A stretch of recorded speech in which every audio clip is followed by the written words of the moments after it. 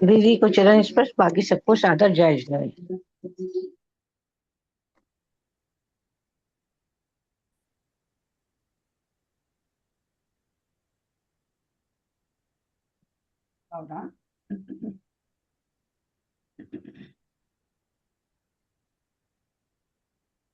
अथ मध्याह्निक स्वाध्याय प्रतिष्ठापन वेलायाम श्री श्रुत भक्ति काय सर्गम कुर्वे हम।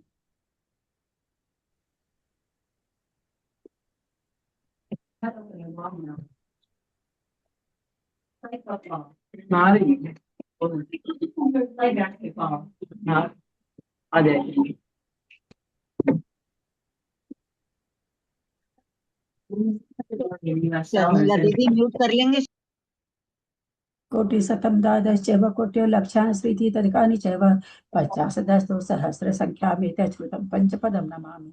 अरहन्तभासि यत्रं गणर्देव्यं गन्धिं तन्मं प्रणमामि भक्तियुक्तो सुदनानुभवं शिरसा इच्छामि वन्ते सुधभक्ति कासव कोतसल अंगो वं पैर्य पाउडै पर्यं सुतपडमानु ओव पुगया चुलिया चेव सुत तैत्विधं कां चकालम चेमि पूजेमि वंदामि नमस्सामि दुःखको कर्मको बोहिलाहो सुगई गमनम समाहि मरणम जिनगुण संपत्ति हो मध्यम। अर्थ मध्याह्न स्वाध्याय प्रतिष्ठापन वेलायाम श्री आचार्य भक्ति काय सर्गम कुर्वे हम।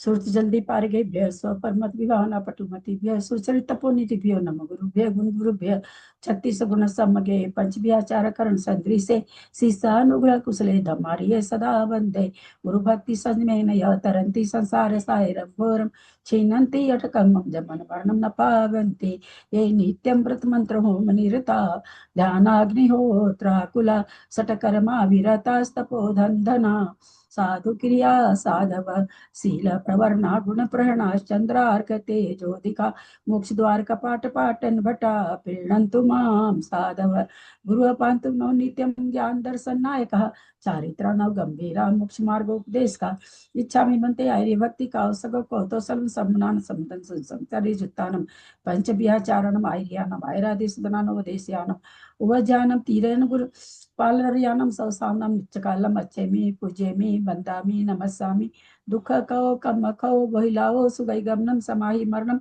जिनगुण संपत्ति हो मध्यम। ओकारम बिंदु संयुक्तम नित्यम ध्यायन्ति योगिनः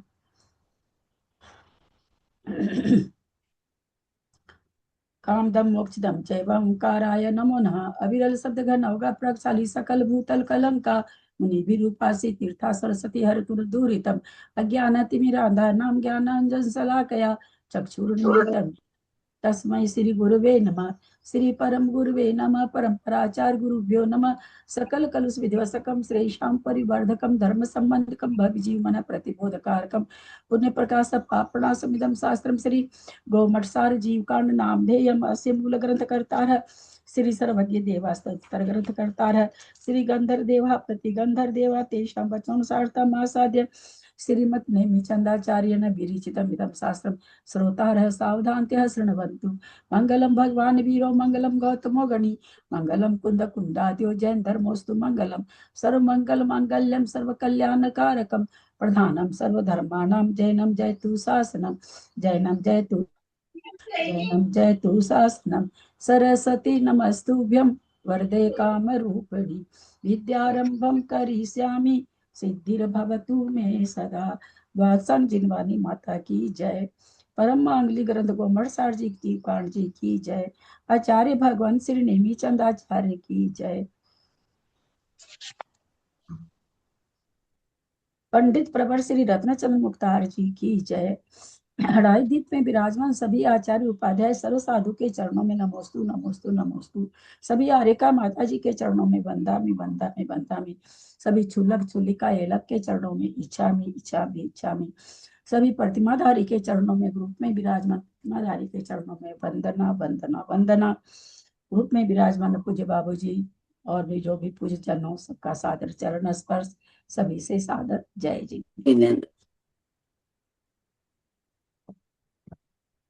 हम लोग परम मांगलिक ग्रंथ कुमार जी जीवकांड जी का स्वाध्याय कर रहे हैं, जिसको आचार्य भगवान नेमिचंद्राचार्य ने लिखा है। पंडित प्रवर रत्नचंद मुक्तार जी की टीका से हमारा स्वाध्याय चल रहा है। ग्रंथराज के अंदर जीव की 20 स्वरूपना का वर्णन किया गया है, जिसमें हमारी अभी सबसे पहले गुण स्थान पर रूपना चल रही है। गुण स्थान का जैसा वर्णन, जैसा ज्ञान, जैसे शंका समाधान जीवकांड जी में है, अन्यत्र नहीं पाई जाती, क्योंकि इसकी वो 20 स्वरूपना ही आधार है इस ग्रंथ का। अतः उसका बहुत अच्छा विश्लेषण यहाँ पर नेमिचंद्राचार्य जी ने गाथा रूप में किया है, टीका रूप में पंडित प्रवर रत्नचंद मुक्तार जी ने किया है। हमारा गाथा नंबर 9 से 12 का विशेषार्थ ही चल रहा है 3-4 दिन से, आज भी वही है।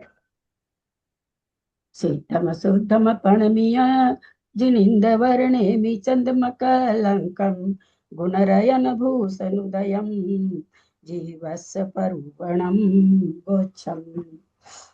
चर्चा क्या चल रही है? गुण स्थानों में भाव का जो 5 भाव हम लोग तत्वार सूत्र के दूसरे अध्याय में का पहला सूत्र जो 5 भाव का नाम बताता है, उन भावों की चर्चा चल रही है। किस गुण स्थान में कौन सा भाव होता है? ग्रंथ राज का स्वाध्याय करते हुए हम जाने, पहले गुण स्थान में मिथ्यात्व कर्म के उदय से, मिथ्यात्व प्रकृति के उदय से औदैक भाव कहा गया। वहां पर शंका उठाया कि क्या वहां गति, कषाय, लिंग इनका उदय नहीं है क्या? तो आचार्य प्रवर ने उत्तर दिया कि नहीं, वहां है, परंतु शुरू के जो 4 गुण स्थान है, यहाँ पर हम मोहनीय कर्म के परिप्रेक्ष्य में चला कथन चल रहा हमारा। शुरू के 4 गुण स्थान में चारित्र नथी दंसन मोह के से घटित कर रहे हैं। तो उन्होंने बताया दर्शन मोह की अपेक्षा पहले गुण स्थान में मिथ्यात्व प्रकृति का उदय है, जो मोहनी की प्रकृति है। अतः वहां पर उदय है, इसलिए वहां पर औदैक भाव है। वहां जो सब तत्वों का सरधान हो रहा है, उसमें मिथ्यात्व प्रकृति का ही रोल है। सासाधन गुण स्थान में उन्होंने कहा यहाँ पर न तो मिथ्यात्व का उदय है, मोहनीय कर्म की किसी भी प्रकृति का यहाँ उदय नहीं है, अतः यहाँ औदैक भाव तो होगा नहीं। और दर्शन मोहनी की छायोपशमी का भी यहाँ पर कुछ नहीं है, छायिक भी नहीं है।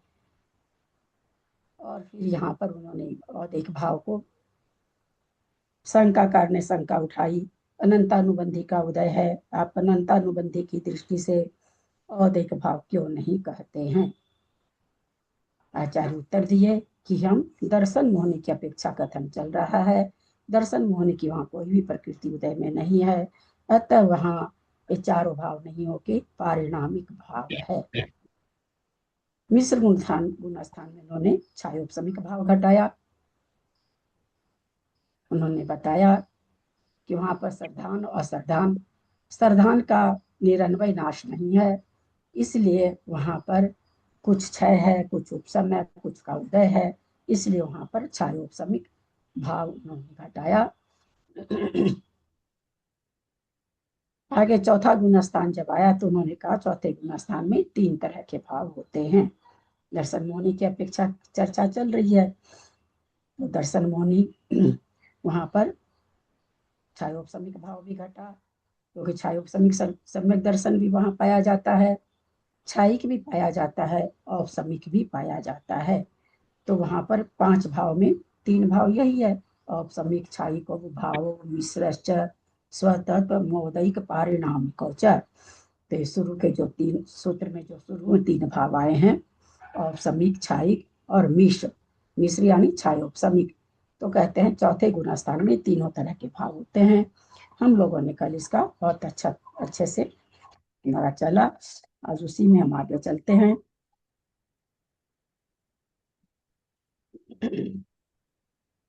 पेज नंबर मेरे में तो 14 है, नीचे की शंका ले रहे हैं। सम्यक प्रकृति के स्पर्धक देशघाती ही होते हैं। उसके उदय से उत्पन्न हुआ सम्यक उभय प्रतीक कैसे हो सकता है? क्या सुंदर शंका उठाई। छायोपसमिक में क्या कहा, क्या परिभाषा बताई गई? छायोपसमिक की परिभाषा क्या बताई गई थी कि मिथ्यात्व किसी भी प्रकृति का, जैसे यहाँ पर दर्शन मोहनी की सर्वघातीय स्पर्धक और अनंतानुबंधी के सर्वघातीय स्पर्धकों का उदयाभावी क्षय, उसी का सद अवस्था रूप उपशम, और सम्यक प्रकृति के उदय होने से जो तत्वों में सावधान होता है उसको छायोपसमिक कहा गया था। तो यहाँ पर ये प्रश्न उठाया उन्होंने कि सम्यक प्रकृति में तो सारे प्रदेश कैसे होते हैं, देशघाती होते हैं, तो फिर क्षय उपशम कैसे? क्षय उपशम तो तब बनता है जब सर्वघाती का क्षय रहे, उसी का उपशम रहे और देशघाती का उदय रहे। जैसे ये कथन कहाँ बनता है इस तरह का? अवधि दर्शन में, मना पर्याय में, अवधि ज्ञान में, वहां ऐसा बन जाता है कि अवधि ज्ञान के सर्वघातीय स्पर्धकों का तो उदयाभावी क्षय, सद अवस्था रूप उपशम, और उसी के देशघाती प्रदेशों का उदय। तो वहां इस तरह के, क्योंकि वहां दोनों तरह के स्पर्धक हैं, तो सर्वघाती का क्षय और उपशम करा के देशघाती का उदय करा रहे हैं। यहाँ सम्यक प्रकृति में तो है नहीं सर्वघातीय स्पर्धक, तो फिर यहाँ पर कह रहे हैं क्षय उपशमिक कैसे बन सकता है? समाधान नहीं, क्योंकि सम्यक्त्व के देशघाती स्पर्धकों के उदय से सम्यक्त्व की उत्पत्ति होती है, इसलिए तो वह औदैक है और वह औपसमिक भी है, क्योंकि वहां सर्वघातीय स्पर्धकों का उदय का अभाव है। जो दीदी सर्वघातीय, कौन सा पेज है? 14 नंबर पेज है। क्योंकि वहां सर्वघातीय स्पर्धक, दर्शन मोहनी के जो सर्वघातीय स्पर्धक है उनके उदय का अभाव है, और सम्यक प्रकृति के तो देशघाती ही हैं, अतः वहां पर सम्यक प्रकृति के उदय से औदिक भाव भी घट रहा है, और सारा जब यह है उपशम है सर्वघाती का और क्षय है तो क्षयोपशमिक भी घट रहा, और सारी प्रकृति का उपशम है। हेलो, हाँ हाँ, थोड़ी देर में बात करूँ, क्लास चल रही है।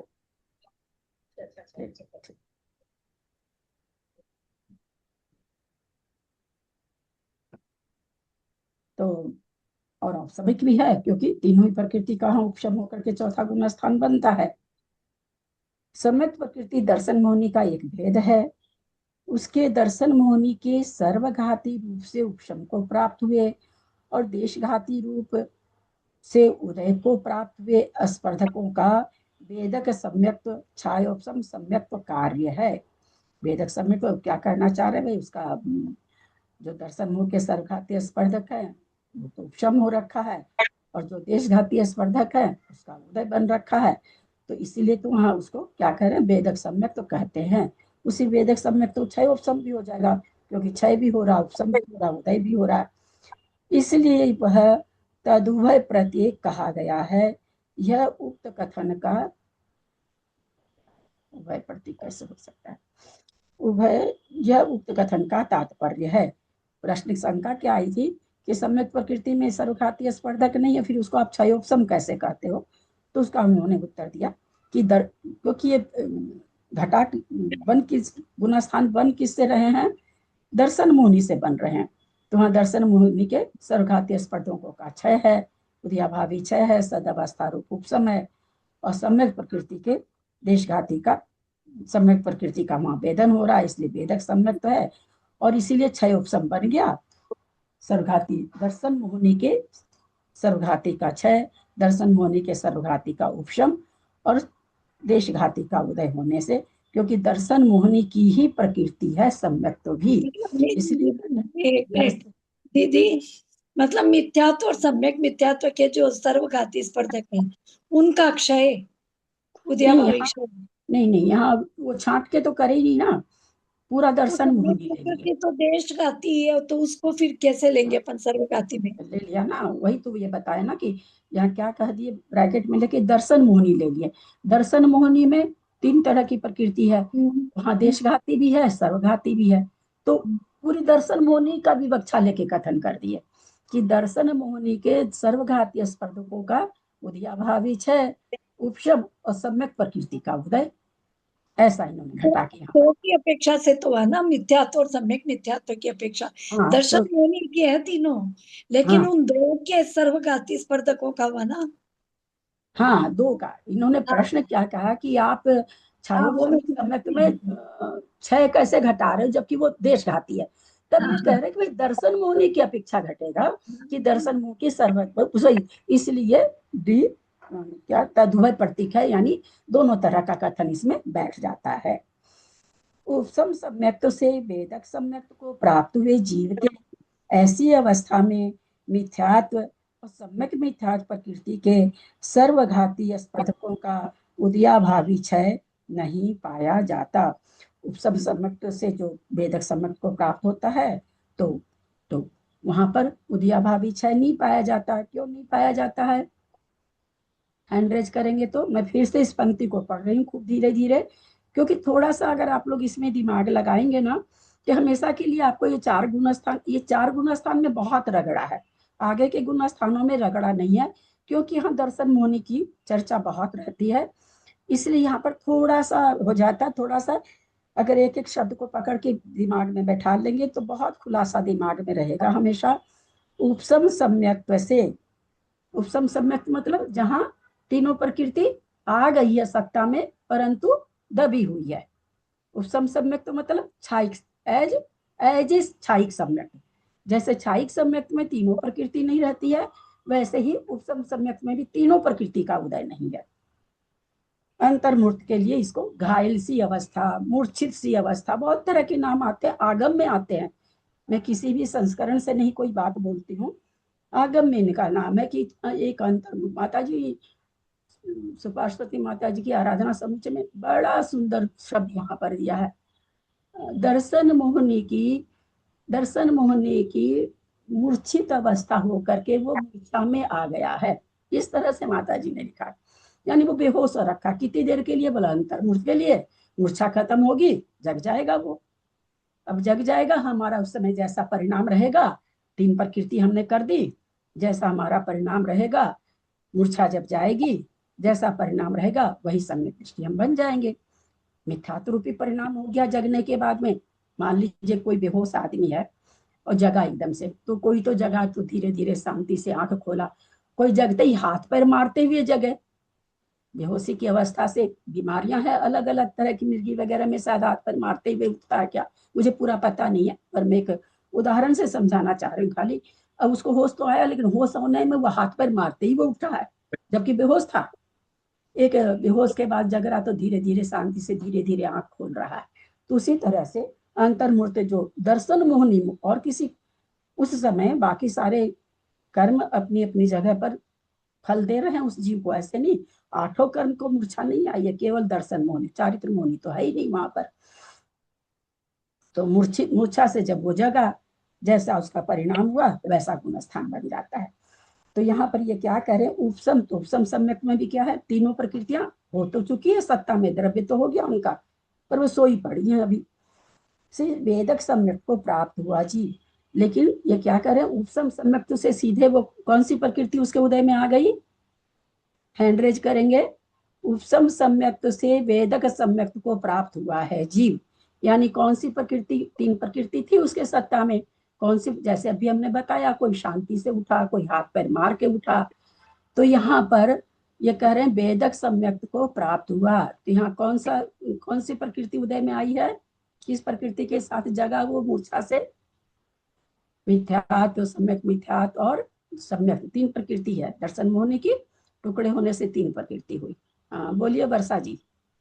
वेदक सम्यक बोलो तो सम्यक प्रकृति, वेदक सम्यक तो यहाँ लिखा हुआ, तो आप सम्यक वेदक, प्रकृति। हाँ सम्यक प्रकृति। जब मूर्छा गई तो उसके परिणाम कैसे से? वेदक सम्यक के जैसे थे, अतः वो वेदक वेदक सम्यक के जैसे थे, इसलिए वो वेदक सम्यक की अवस्था में आया।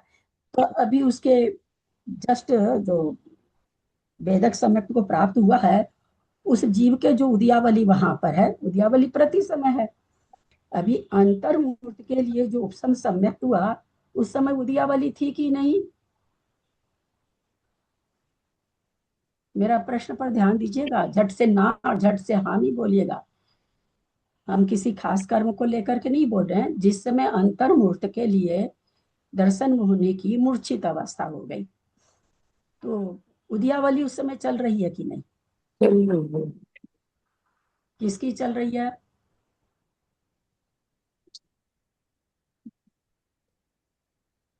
चल रही है, किस प्रकृति की चल रही है? सम्यक्त्व की?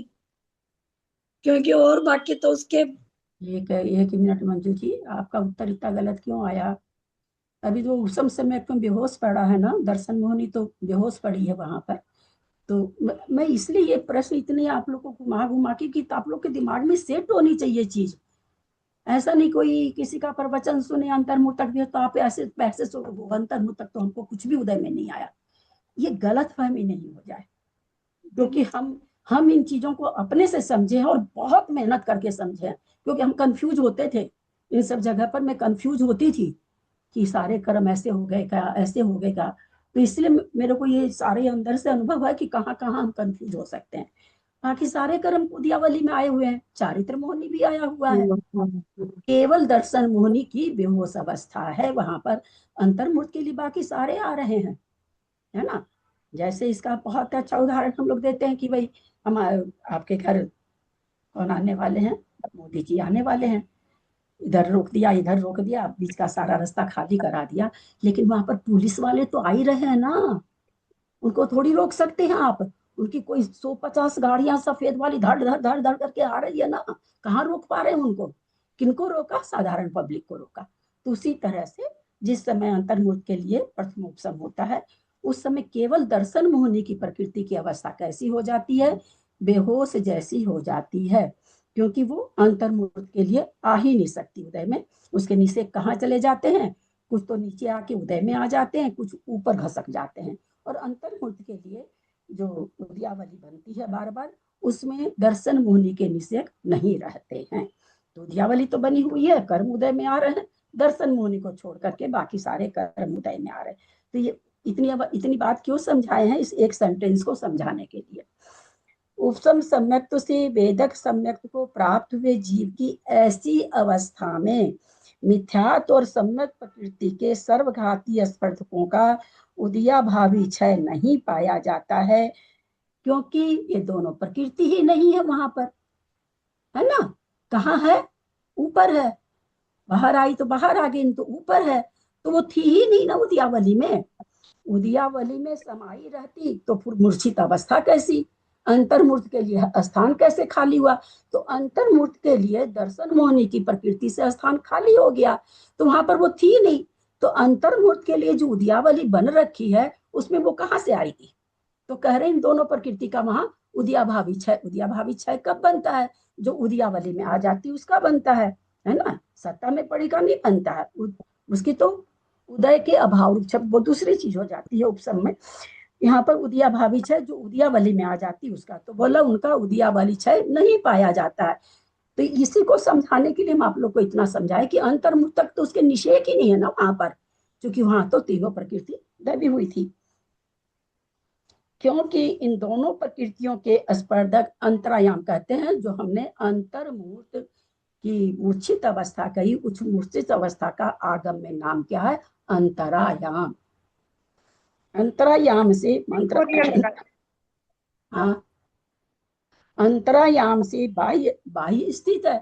उस अंतरायाम से जो अंतर्मूर्त का अंतरायाम बना, अंतरायाम मतलब अंतर का आयाम। किसका अंतर? दर्शन मोहनी के अंतर का आयाम माने जगह। दर्शन मोहनी के अंतर की जगह, आयाम माने फैला होता है, चौड़ाई होती है। तो अंतरायाम का मतलब क्या हुआ? अंतर यहाँ किसका? दर्शन मोहनी के अंतर का आयाम माने कितनी दूर वो नहीं है, कितने, यहाँ वो तो घटेगा नहीं दूर, कितने समय तक के लिए नहीं है, उसको अंतरायाम कहा गया। तो क्या करें? इन दोनों प्रकृति के स्पर्धक अंतरायाम से बाहर स्थित है। उसको अगर हम जब इसको ये ले रहे हैं, दर्शन मोहनी की प्रकृति ले रहे थे, दो ही प्रकृति को क्यों लिए? यहाँ दो प्रकृति को इसलिए लिए कि हाँ वेदक सम्यक्त को प्राप्त करने, यानी वो जग चुका है, बेहोशी अवस्था खत्म हो चुकी है, उसके परिणाम सम्यक्त रूप है, असम्यक्त प्रकृति उदय में आ गई है। तो जिस समय सम्यक प्रकृति उस समय तुरंत उसके उदय में आई, उस समय वो दोनों प्रकृति उदयावली में नहीं है, इसलिए उदयाभावी क्षय उनका नहीं है, ऐसा ये यहाँ कह रहे हैं। मात्र सम्यक प्रकृति की उदीर्णा होकर उदय हुआ है, क्योंकि तीनों प्रकृति कहाँ थी, तीनों प्रकृति का उपसम हो रखा था, अंतर्मूर्त के लिए हो रखा था।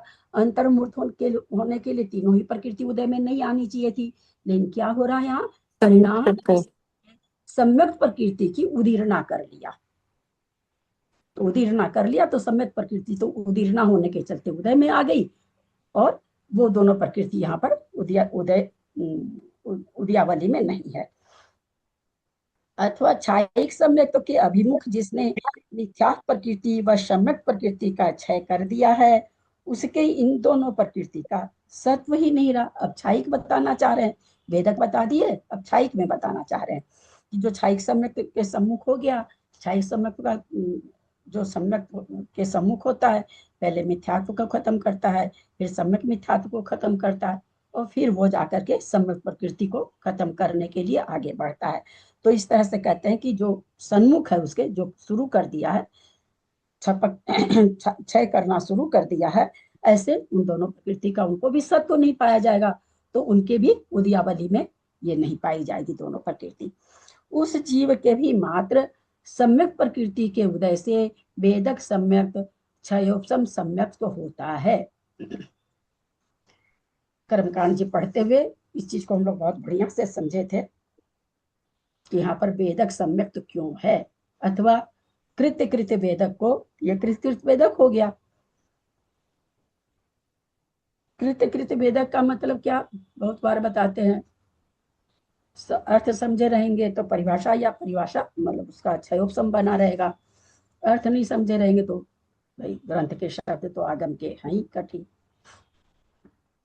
क्षायिक करने के मतलब सम्मुख जो जीव है उसको कृत वेदक बोला जाता है। कृत वेदक का अर्थ कविता जी 3 तरह से समझाती हूँ, शब्दार्थ, निरुक्ति अर्थ, आगम का अर्थ। हर चीज जहां भी जो शब्द आता है तीनों अर्थ समझाती हूँ मैं, और यहाँ पर मैंने शब्दार्थ पूछा है। अच्छा, मैं बोलूं? देखती हूँ और कोई हाथ उठाता है क्या, नहीं तो आप तो हुई। हाँ बोलिए त्रिशला जी। कृत्य कृत्य वेदक का अर्थ है जो करने योग्य कार्य कर चुका उसका वेदन हो रहा है, क्षायिक सम्यक दर्शन का वेदन। हाँ, तो करने योग्य कार्य किस शब्द का अर्थ हुआ, करने योग्य कृत कृत्य का कृत्य कृत्य का आपने अर्थ बताया ना, कृत माने मतलब करने योग्य, कृत्य करने योग्य कार्य कर चुका, करने के सम्मुख है या कर चुका, करने के सम्मुख कर चुका। कृत्य माने करने योग्य, कृत माने कर लिया, करने योग्य कार्य कर लिया, ऐसे कृत्य कृत्य वेदक क्या कर लिया, तो अपनी सत्ता से जितना भी मिथ्यात्व का द्रव्य था, जितना भी मिश्र का द्रव्य था, उसको उसने खत्म कर लिया। अब उसके चाहे वो कितना दिन भी रहे संसार में, कितनी भी आयु रहे उसकी, उसके अब वो सत्ता में बनेगी ही नहीं, तो इसलिए उसका नाम क्या रख दिया, कृत्य कृत्य वेदक। तो जब कृत्य कृत्य वेदक के लिए बात है कि उसको कौन सा कृत्य कृत्य वेदक, सम्यक तो बोल के तो कोई सम्यक तो है नहीं, सम्यक तो मार्गणा जब पढ़ी जाती है तो कृत्य कृत्य वेदक बोल करके कोई सम्यक तो नहीं है। तो वहां पर कृत्य कृत्य वेदक तो उसकी क्रिया के कारण कर दिया गया, लेकिन वास्तव में क्या है, वो छायोपशमिक सम्यक दृष्टि ही है और वेदक सम्यक दृष्टि ही है। तो वही यहाँ पर कह रहे हैं, सम्यक प्रकृति के उदय से वेदक सम्यक छायोपशमिक सम्यक तो होता है। इस प्रकार वेदक सम्यक छायोपशमिक भाव है, अतः सम्यक प्रकृति के उदय मात्र से वेदक सम्यक क्षयोपशम सम्यक होता है। वेदक सम्यक प्रकृति के स्पर्धकों की क्षय संज्ञा है, क्योंकि उसमें वेदक सम्यक प्रकृति के स्पर्धकों की क्षय संज्ञा है, क्योंकि उनमें सम्यक दर्शन के प्रतिबंधन की शक्ति का अभाव है। मिथ्यात्व और मिश्र इन दोनों प्रकृतियों के उदया भाव को उपशम कहते हैं। उपर्युक्त क्षय और उपशम मिलकर उन दोनों के द्वारा उत्पन्न होने से क्षयोपशमिक है। तो इस तरह से इन्होंने कहा कि भाई क्षयोपशम क्यों उनका नाम है, तो दो प्रकृति का तो वहां पर उदयाभावी उपशम, उदयाभावी क्षय नहीं है, उदिया भावी उपशम है, और वेदक सम्यक के स्पर्ध की जो उदय में आ रहे हैं वो धीरे धीरे क्षय को प्राप्त होते जा रहे हैं, तो इसलिए यहाँ पर क्षय और उपशम मिलकर के कहते हैं क्षयोपशमिक है। दीदी इस गाथा लाइन का क्या मतलब हुआ? क्योंकि उनमें सम्यक दर्शन के प्रति बंधक, बंधन की, हाँ, ये वाली लाइन का क्या नहीं समझ। प्रतिबंधक मतलब रोकना, रोक नहीं पाए। सम्यक दर्शन के प्रतिबंधन की, यानी सम्यक दर्शन को जो सम्यक दर्शन के भाव है, तत्वों का संधान है, प्रतिबंधन की शक्ति का अभाव है, उसको होने से नहीं होने दे ऐसी शक्ति उसमें नहीं है, इसलिए वैसी शक्ति का क्षय हो गया और दोनों प्रकृति का उपशम है। तो इस तरह से कहते हैं इसको वेदक सम्यक्त को क्षयोपशम सम्यक्त इसका नाम है, ऐसा बता रहे हैं। वहां पर क्षय किस चीज का है? तो जो तत्वार्थ सरदान को प्रतिबंधन करने वाली शक्ति है उसका क्षय है, सम्यक प्रकृति का क्षय नहीं है। तत्वों का सरदान करने वाली जो शक्ति है, रोकने वाली जो शक्ति है, उसका वहां पर अभाव है, यानी उसका क्षय है। गाथा की उत्तरार्ध, दीदी दो प्रकृतियों का मतलब अभी उपशम ही है, उपशम है अभी, वो क्षयोपशम में बता रहे, एक मिनट, बहुत अच्छा, वो क्षयोपशम की परिभाषा बता रहे हैं, क्षयिक वाली की नहीं बता रहे हैं। वहां पर उन दोनों का तो उपशम ही है ना। अभी कह रहे थे ना कि वो तो उदय में आएंगी नहीं दोनों प्रकृति। हाँ, तो इसीलिए तो वो उपशम है ना, उदिया भावी क्षय नहीं है उनका। उदिया भावी क्षय कहाँ बता रहे हैं, उपशम तो रहेगी ना। सत्ता में अभी पढ़ी, क्षयिक वाली बात अलग है, वो एक अलग कथन उन्होंने बीच में दिया। क्षयोपशम के लिए दिया कि भाई वेदक सम्यक को कोई प्राप्त हो रहा है, तो ये दोनों प्रकृति उदियावली में नहीं है, उदियावली के बाहर है, उपशम तो रहेगा ही ना। सत्ता में भी बैठी है तो उपशम तो रहेगा ही ना, वो बताना चाह रहे। क्षयिक के अंदर की बात नहीं बता रहे, क्षयोपशम की बात बता रहे। क्षयिक वाला बीच में प्रकरण दूसरा दिए थे, अब क्षयोपशम की बात बता रहे हैं कि क्षय किसका है। क्षय तो वहां पर सम्यक प्रकृति जो तत्वों के संधान करने वाली जो क्या नाम है, तो शक्ति है, उसको रोकने का अभाव है, यानी उस ऐसी शक्ति का वहां पर क्षय है जो तत्वों का संधान करा रही है, नहीं करने होने देती है। ऐसी जो शक्ति है, जो प्रतिबंध करने वाली शक्ति है, प्रतिबंध मतलब रोकने वाली शक्ति है, यानी सम्यक्त को रोकने वाली जो शक्ति है, ऐसी शक्ति का तो वहां पर क्षय है। और सम्यक प्रकृति, मिथ्यात्व प्रकृति सम्यक मिथ्यात्व का उपशम है, तो इसलिए यहाँ पर कह रहे हैं इच्छायोपशमिक भाव है। गाथा के उत्तरार्ध द्वारा यह कहा गया है कि अविरत सम्यक दृष्टि नामक चतुर्थ गुण स्थान तक चारित्र नहीं होता। गाथा में कहा ना, सेकेंड लाइन में चारित्रम न थी, क्योंकि संयम का घात करने वाले कर्मों के तीव्र उदय से इन चार गुण स्थानों में असंयत होता है, अर्थात अप्रत्याख्यानावरण कषाय चतुष्क के उदय से असंयत भाव होता है, अतः असंयत भाव औदैक है। तो इस तरह से चौथे गुण स्थान में औपसमिक भी घट गया तीनों प्रकृति के उपशम से, अथवा मिथ्यात्व के उपशम से। क्षयिक भी घट गया तीनों प्रकृति के क्षय से, औदिक विभाव घट गया असंयत भाव से। तो इस तरह से यहाँ पर तीनों भाव यहाँ पर इन्होंने घटाया है। आगे के गुण स्थान ले रहे हैं। गाथा नंबर 13। देश विरदे पमत्ते इदरे यह खवो वसम्य भावो दू।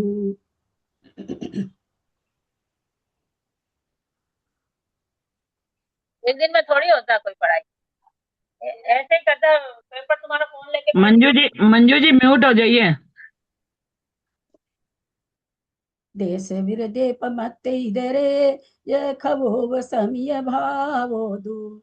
सो खलु चरित मोहम पडुच्च भणियम तहा उवरिम। देश विरदे पमत्ते इदरे यह खवो वसम्य भावो दू। सो खलु चरित मोहम पडुच्च भणियम तहा उवरिम। तत्तो उवरिम उवसम भावो उवसाम गेसु खव गेसु खयो भावो नियमा अजोगी चरिमोत्ति सीधेय तत्तो उबरिम उपसंभावो उपसमगय सुख तत्तो उबरी उपसंभावो उपसामगेसु खवगेसु खय्यो भावो नियमा अजोगी चरिमोत्ति सीधेय। जो इधर में गाथा अभी नहीं पढ़े अभी तक, एक बार भी वो गाथा को पढ़े, वो लोग पढ़े और नहीं तो पढ़े। मत्ते इधरे ये खाओ वसमीय बाबोदु सो कलु चरित मोहम पडुच्च बणियम तहा उवरिम तत्तो तत्तो उवरिम उवसं भावो उवसामगेषु खगगेषु खय्यो भावो नियमाओ अजोगी चरिमुत्ति सिद्धेय। देश विरदे, देश विरदे, विरदे मंजू जी नहीं बोलेंगे। जयपुर विरदे में कौन सा विभक्ति है?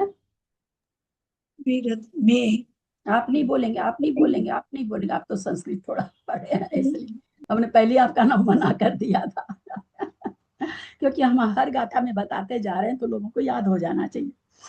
देश विरदे है ना, विरदेश सप्तमी का एक वचन है।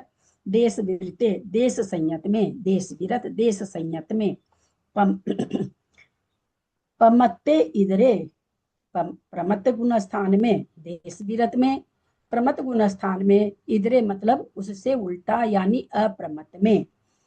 खवोब समीय भावोदु, खवोब समीय भावोदु, सो खली नीचे का पहले ले लेते हैं इसलिए उसके बाद ऊपर बताते हैं। सो खलु चरित मोहम, जो भाव वहां पर हो रहे हैं, चरित मोहम चारित्र मोहनी की अपेक्षा खवो व सम्य भावदु, वहां छायोपसमिक भाव हैं। क्या कह रहे हैं? देश वीरते, देश संयत में 5वें गुण स्थान में, पमत्ते 6ठे गुण स्थान में, इधरे उससे उल्टा यानी 7वें गुण स्थान में। उल्टा क्यों कहा? क्योंकि प्रमत्त गुण स्थान प्रमाद से बनता, वहां प्रमाद के रहित से बनता यानी एकदम उल्टा है, इसलिए इधरे, इधरे मतलब उल्टा। सप्तमी का एक वचन है। देश विरत में, प्रमत्त में, अप्रमत्त में। यह और खवो व सम्यक, छायो सम्यक, भाव माने भाव, दु माने दु, सो वह, खलु माने निश्चय से, चरित मोहम देश विरत में, प्रमत्त संयत में, अप्रमत्त में जो छायोपसमिक भाव है, निश्चय से ही चारित्र मोहनी की अपेक्षा है। पडुचम, पडुचम माने पीछे गाथा में बता के आए थे। पडुचम अपेक्षा से, अपेक्षा से, अपेक्षा से, हाँ। चारित्र मोहनी की अपेक्षा से। 5वें गुण स्थान में, 6ठे में, 7वें में चारित्र मोहनी की अपेक्षा से छायोपसमिक भाव हैं, भणियम कहा गया है। तहा और उवरिम उसके ऊपर, तत्तो उसके आगे, उवरिम उसके आगे, उसके ऊपर। उपशम भाव, उपशम भाव, उपसाम गेशु, उपसम श्रेणी वाले के भी, उपसम मार्ग में जाने वाले के भी, खवगेसु और खवगेसु, यहाँ सप्तमी का बहुवचन आ रहा है दोनों जगह, तो उपशम उसके आगे उपसम भाव है, उपसाम गेसु माने उपसामक के, और खवगेसु खय्यो भावो, और जो खवगेसु जो यह है छाइक है, खवगेसु जो छाइक है उसमें सप्तमी का एक वचन बहुवचन है ये भी। खय्यो भाव वहां छाइक भाव है, नियमा नियम से। अजोगी चरिमोत्ति सिद्धेय, अयोगी, अयोगी गुण स्थान में, और फिर चरिमोत्ति, अजोगी चरिमोत्ति सिद्धेय, चरिमोत्ति माने चरम स्थान यानी अयोग्य स्थान में, और सिद्धे माने सिद्धों के। कौन सा भाव हो जाएगा? छाई की भाव हो जाएगा। खवगेसु को यहाँ लेके बता रहे हैं कि भाई ये कहाँ कहाँ ये भाव है, तो अजोगी चरिमोत्ति को भी है, सिद्ध को भी है, और जो छपक श्रेणी चढ़ रहा है उसके भी है। चारित्र मोहनी कर्म की अपेक्षा देश विरत, प्रमत्त संयत व अप्रमत्त अर्थात 5वें, 6ठे, 7वें इन 3 गुण स्थानों में छायोपशमिक भाव है। चारित्र मोहनी कर्म की अपेक्षा। दर्शन मोहनी अपने घर गया। सप्तम गुण स्थान से ऊपर चारित्र मोहनी कर्म का उपशम करने वाले के अर्थात उपशम श्रेणी वाले के 8वें, 9वें, 10वें और 11वें गुण स्थान में औपशमिक भाव होता है। चारित्र मोहनी का क्षय करने वाले अयोगी केवली पर्यंत अर्थात छपक श्रेणी के 8वें, 9वें, 10वें, 12वें, 13वें, 14वें गुण स्थान में और सिद्धों के भी क्षायिक भाव नियम से होता है। प्रश्न है, छपक श्रेणी का 8वें, 9वें, 10वें, 12वें, 13वें, ठीक है, वही चीज है। उपशम श्रेणी वाले में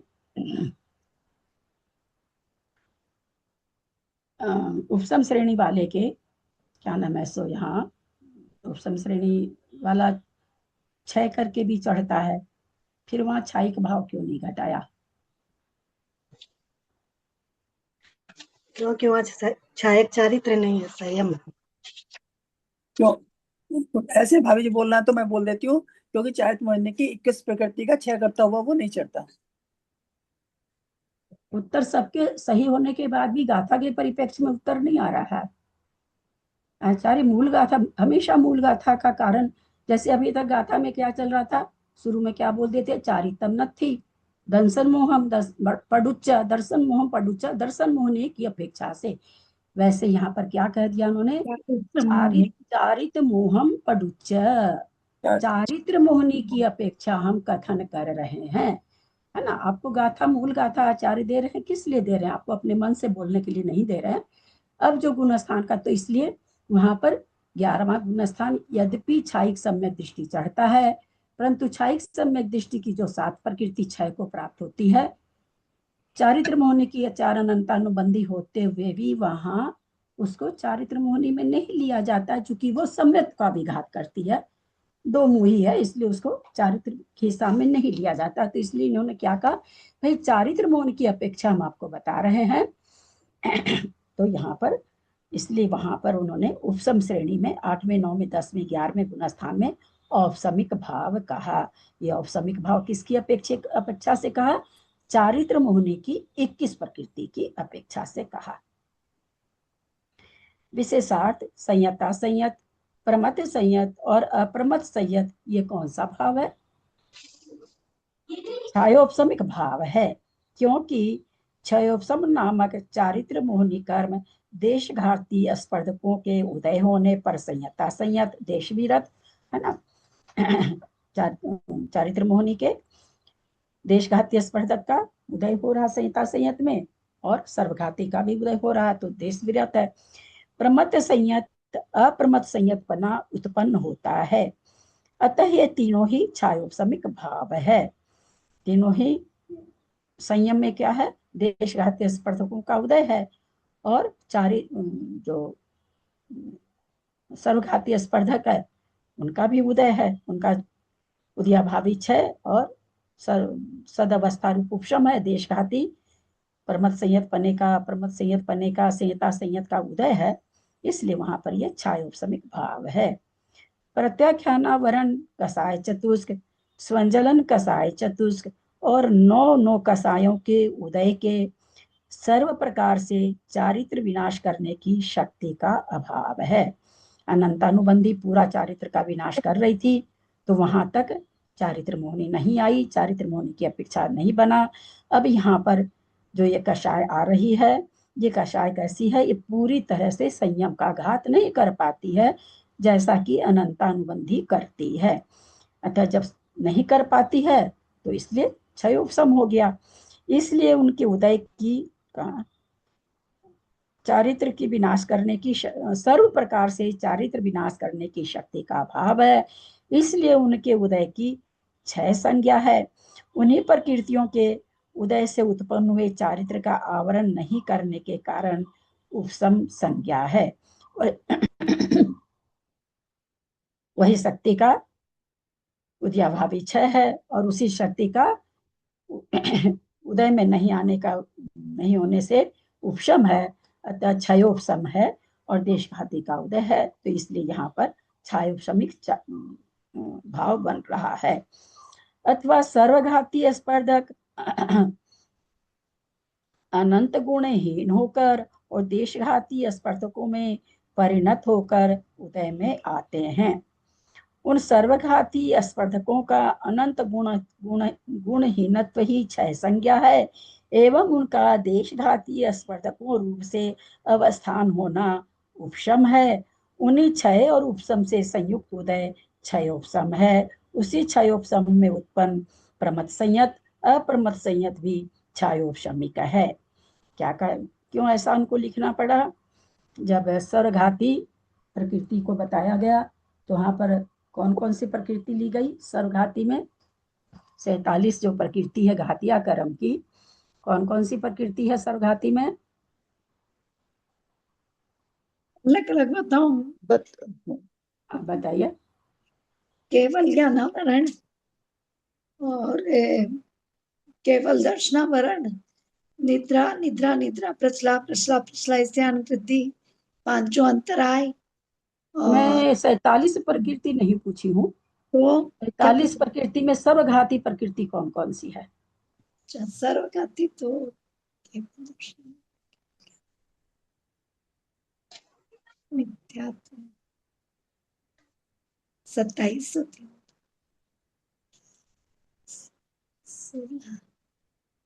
क्या होगा, बड़े बड़े शास्त्र पढ़ के जड़ को ही नहीं जानेंगे, क्या हो जाता है? कैसे मैं फिर बोल के देखो दीदी। हाँ 26 हाँ है क्या दीदी? हाँ 26 और एक जात्यांतर होके 27 तो उन्होंने ठीक ही कहा, लेकिन वो 26 प्रकृति बतानी है ना, 26 ही है सर्वघाती। ठीक ठीक। सर्वघाती 21 26, सर्वघाती 21 होती है ना। बताइए सर्वघाती प्रकृति का नाम बताइए। एक बार मैं बोल के देखो, याद कितना पता नहीं। ज्ञानावरणी, बोलो। ज्ञानावरणी, ज्ञानावरण और दर्शनावरणी का 10 होगा। केवल दर्शन, निद्रा निद्रा निद्रा 6 रहते हैं। प्रचला प्रचला और स्थान गृध। और इसके बाद है ना मोहिनी की 14 प्रकृति होगी। और अनंतानुबंधी, अप्रत्याख्यान, प्रत्याख्यान, ये तो 4 की 3 हो गया, 4 3 12 हो जाएगा। बस यहीं पे रहने दो। तो ये यहाँ पर चूंकि ये सेंटेंस बदल के आ गया, उसको समझाने के लिए हमको आप लोग को पूछना पड़ा। यहाँ पर ऊपर क्या दिया था उन्होंने? प्रत्याख्यान कसाय चतुर्थ, संजलन कसाय चतुर्थ और 9 कसायों के उदय से सर्व प्रकार के चारित्र विनाश करने की शक्ति का अभाव है। हाँ, ऊपर उन्होंने तो ये दे दिया कि प्रत्याख्यान संजलन, ये पूरी तरह से अप्रत्याख्यान नहीं लिया, देश विदत के लिए नहीं लिया गया यहाँ पर, तो पूरी तरह से घात नहीं कर सकती है, वो शक्ति का अभाव है, इसलिए वहां पर। और नीचे क्या आ गए? नीचे अपने स्वरूप में आ गए। अथवा सर्वघाती स्पर्धक, चूंकि ऊपर भाई जब सर्वघाती स्पर्धक है तो उन्होंने शक्ति का अभाव दे दिया ऊपर, चारित्र नाश करने की शक्ति का अभाव। चारित्र नाश करने की शक्ति का अभाव तो उनमें है ही है, लेकिन हो क्या रहा है? जो नीचे आया है वास्तव में सत्ता में ये हो रहा है। सर्वघाती स्पर्धक अनंत गुणहीन होकर, जब प्रत्याख्यान वर्ण के जितने स्पर्धक हैं वो क्या है? सभी के सभी सर्वघाती हैं, परंतु होता क्या है? स्तुमुख संक्रमण होने से और वो बदल के आती है, वो यहाँ पर आ गया। अनंत गुणहीन होकर और देशघाती स्पर्धकों में परिणत होकर के उदय में आते हैं। तो सर्वघाती स्पर्धक उसमें, लेकिन क्या हो जाता है? चूंकि वहां संयम का पूरा नाश नहीं हो रहा है, वहां पर सकल संयम धारण कर रखे हैं मुनि महाराज, तो संयम का नाश नहीं है, तो देशघाती स्पर्धक होकर के वहां पर उनके उदय में आ रहा है। क्योंकि उदयावली में तो अप्रत्याख्यान, अनंतानुबंधी सभी कषाय के निषेक लग रखे हैं, सभी कषाय अपने अपने समय से उदय में आ रही है। उदय में आ रही है तो छन छन को महाराज जी कभी पहले में हो जाना चाहिए, कभी चौथे में हो जाना चाहिए, कभी 5वें में हो जाना चाहिए। ऐसा नहीं होता है। क्यों नहीं होता है? कि वो प्रत्याख्यानावरण में अथवा संजलन में परिवर्तित होकर के देशघाती प्रकृति में स्पर्धक में परिवर्तित होकर के उदय में आती है। इस कारण से उनका संयम बना रहता है। देशघाती स्पर्धकों में परिणत होकर उदय में आते हैं। उस सर्वघाती स्पर्धकों का अनंत गुणत्वहीन ही क्षय है। बोले भाई क्षयोपशमिक चारित्र कैसे घटा रहे हैं? तो उसका ये कह रहे हैं कि उनका जो सर्वघाती बना था वो बहुत कम हो गया, यानी क्षय को प्राप्त हो गया, एवं उनका देशघाती स्पर्धक का में वो ये हो जाती है, अवस्थान हो जाती, बदल जाती है, ये उसका उपशमपना हो गया। उसी क्षय और उपशम से संयुक्त उदय क्षयोपशम है। उसी क्षयोपशम से उत्पन्न परमत संयत, अपरमत संयत भी क्षयोपशमिक है।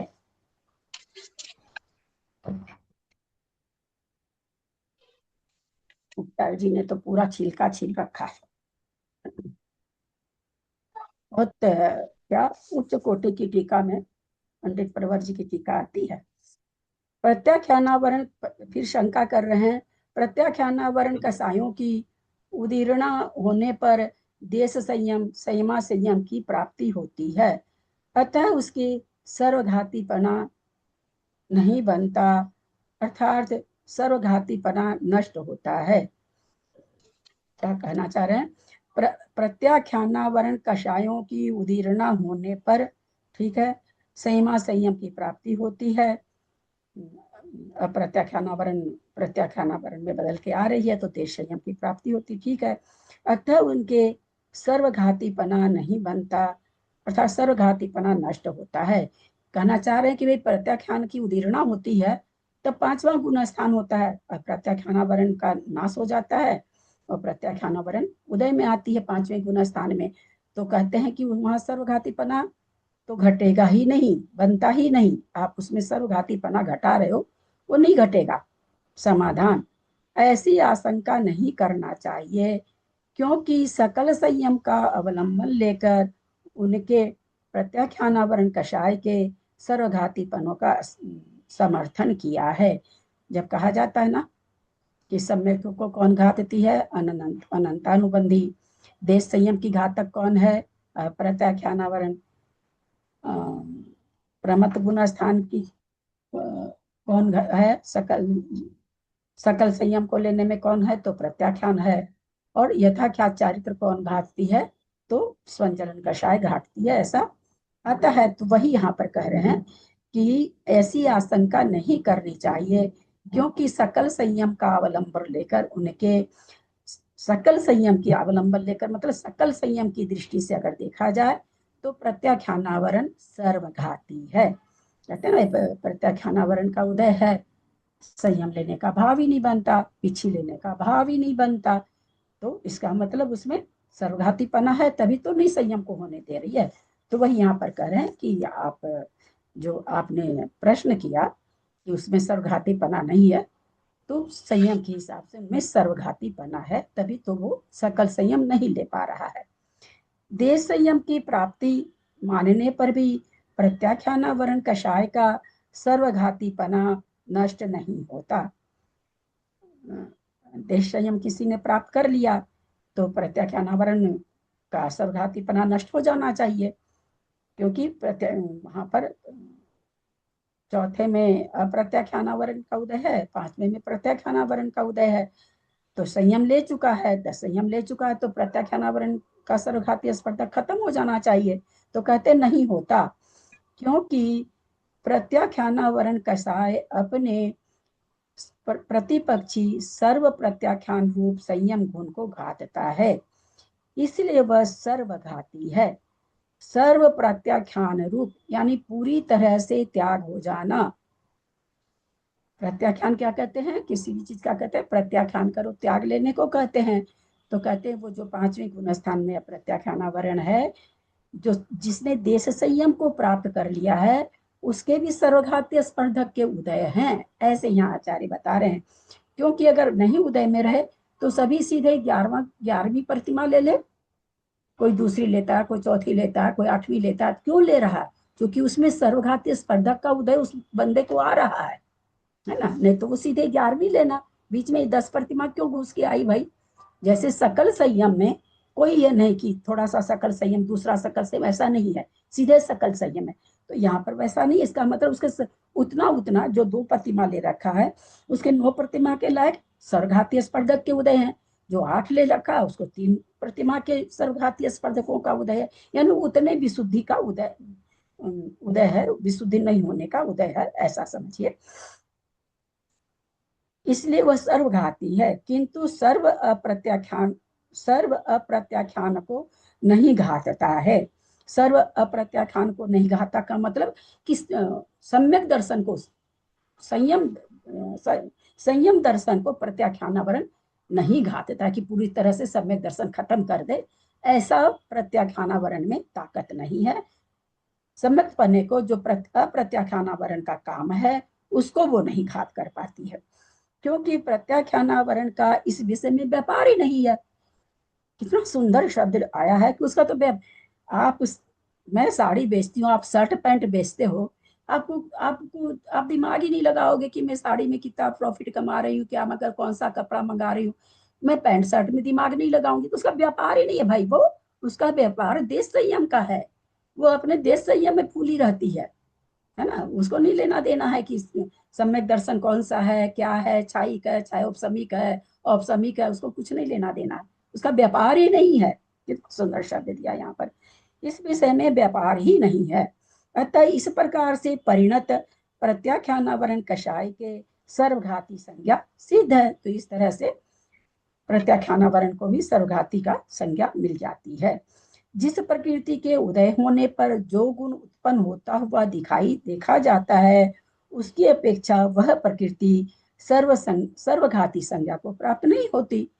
जिस प्रकृति के कारण जो गुण प्रकट नहीं होता है, अगर वो गुण प्रकट हो रहा है तो क्या कहना चाह रहे हैं, इसका मतलब उस प्रकृति के सर्वघातीय स्पर्धक का उदय नहीं है। क्या कहना चाह रहे हैं कि जो गुण जिसके उदय से जो गुण घाता जाता है, अगर वो गुण प्रकट है जीव में, तो उस प्रकृति का सर्वघातीपना उदय में नहीं है, क्योंकि उदय में रहेगा तो प्रकट नहीं होगा, वो गुण प्रकट हो रहा है, इसका मतलब सर्वघातीय स्पर्धक का उदय नहीं है, ऐसा ये कह रहे हैं। यदि ऐसा न माना जाए तो अति प्रसंग का दोष आ जाएगा, फिर तो सबको घाता रहेगा, अति प्रसंग हो जाएगा। प्रत्याख्यान अप्रत्याख्यान में दखल अंदाजी देगी, अप्रत्याख्यान प्रत्याख्यान में दखल अंदाजी देगी, अति प्रसंग का दोष आ जाएगा, अतिक्रमण करेगी एक दूसरे में। बस इतना ही रहने देते हैं। 2:28 हो गया, लगातार बोलना पड़ता, बोला ही नहीं जाता मेरे से।